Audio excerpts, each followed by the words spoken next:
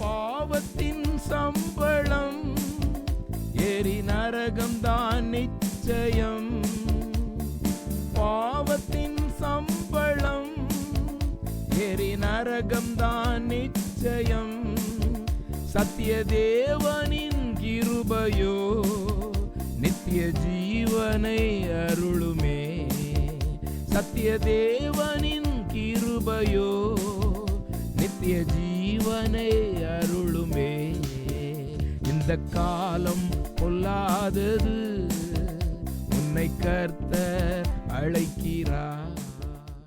ஆண்டவராகிய இயேசு கிறிஸ்துவின் பரிசுத்தமுள்ள நாமத்திலே உங்களுக்கு வாழ்த்துக்கள். பரிசுத்த வேதாகமத்தில் யோவான் எழுதின சுவிசேஷம் 16ஆம் அதிகாரம் 33ஆம் வசனத்திலே இப்படி வாசிக்கிறோம். என்னிடத்தில் உங்களுக்கு சமாதானம் உண்டாயிருக்கும் பொருட்டு இவைகளை உங்களுக்கு சொன்னேன். உலகத்தில் உங்களுக்கு உபத்திரவம் உண்டு, ஆனாலும் திடன் கொள்ளுங்கள், நான் உலகத்தை ஜெயித்தேன் என்றார். ஆண்டவர் இயேசு கிறிஸ்து இங்கே திடன் கொள்ளும்படியான வார்த்தையை பேசுகிறார். அவரை பின்பற்றுகிறவர்களுக்கு, அவருடைய சீஷர்களுக்கு அவர் சொல்கிறது, உலகத்தில் உங்களுக்கு உபத்திரவம் உண்டு.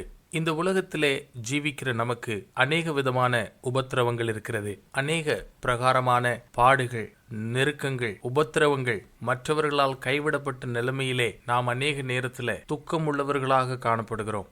எப்பொழுதும் நாம் இப்படிப்பட்ட உபத்திரவங்களிலே சிக்குண்டவர்களாகவே காணப்படுகிறோம். ஆனால் இங்கே தேவன் தம்முடைய குமாரன் கர்த்தராகிய இயேசு கிறிஸ்துவின் மூலமாய் சகல மனுஷர்களுக்கும் ஒரு நம்பிக்கையான வார்த்தையை கொடுக்கிறார். துக்கத்தில் இருக்கிற நம் அனைவருக்கும் ஆண்டவராகிய இயேசு கிறிஸ்து நம்பிக்கையான ஒரு வார்த்தையை நம்மளுக்கு சொல்கிறார். திடன் கொள்ளுங்கள். அவர் சொல்கிறார், இந்த உபத்திரவ நேரத்திலே நீங்கள் திடன் கொள்ளுங்கள். காரணம், அந்த ஆண்டவராகிய இயேசு கிறிஸ்து தேவனுடைய குமாரனாகிய அவர் வாக்குத்தத்தம் பண்ணுகிறார், என்னில் நீங்கள் சந்தோஷத்தை கண்டடைவீர்கள். அவர் சொல்கிறார், நான் உலகத்தை ஜெயித்திருக்கிறேன். நமக்கு உபத்திரவங்களை கொடுக்கிற அந்த உலகத்தை அவர் ஜெயித்திருக்கிறார். நம்மளை பாவத்திற்குள்ளாக இழுத்து கொண்டு போகிற அந்த உலகத்தை அவர் ஜெயித்திருக்கிறார். பாவத்தின் பிரதிபலனாகிய மரணத்திற்கு பங்குள்ளவர்களாக நம்மளை மாற்றுகிற அந்த உலகத்தை அவர் ஜெயித்திருக்கிறார். அந்த ஆண்டவராகிய இயேசு கிறிஸ்துவின் மேல் விசுவாசம் வைக்கிறதுனாலே நாமும் அந்த உலகத்திலிருந்து, உலகத்திலே உண்டாகிற